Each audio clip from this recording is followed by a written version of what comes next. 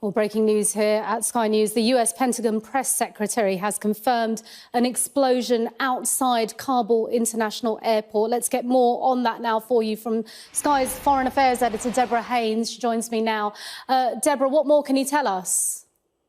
Well, details are very thin at the moment. We're waiting for more. I spoke to a British defence source who said that they were aware of reports of this explosion and possibly gunfire. There will be more details soon, and as soon as we get them, we will bring them to you. But this is an attack, it seems, an explosion at least, that comes after multiple warnings of an imminent, credible, lethal threat of a terrorist attack outside the airport, the focus of this massive evacuation effort. British and American officials and Australian officials urged people to stay away from the airport because of this terrorist warning. People are desperate to get on these evacuation flights. Thousands remained outside the gates, waiting to try to get in despite the threat. And now it seems that an explosion has happened. We don't have any details yet on whether there were any casualties, what happened, what caused the explosion. But as soon as we get more details, we'll bring them to you.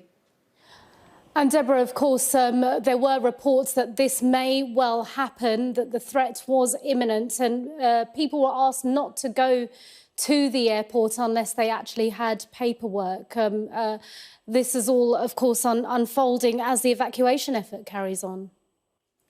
It really is underlining the sense of desperation. I spoke to one former interpreter for the British military. He is at the airport. He is outside the airport. I haven't been able to reach him. He's outside the airport with his wife, with his 3-month-old baby daughter, and with his 3-year-old son. He's been there for 5 days, waiting, trying to get onto one of these evacuation flights. He's someone who has eligible documents to get him on a flight, and yet he hasn't been called forward. He told me that he was in hell, waiting in the dust with no food, with no shelter, with his family. And I asked him, why did he come today when there was this terrorist threat warning?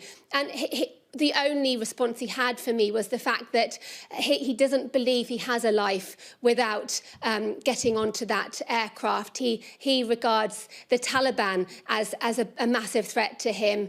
And he said to me that he couldn't imagine what would happen to him if he didn't manage to get himself and his family on that flight. So he was willing to take that risk and wait outside the airport in the hope that he would get on one of these last evacuation flights.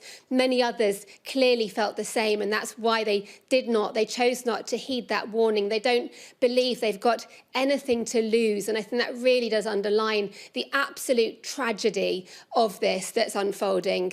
The British and the Americans were saying that their focus on the threat was regarding a group linked to Islamic State Khorasan, saying that they posed an imminent threat.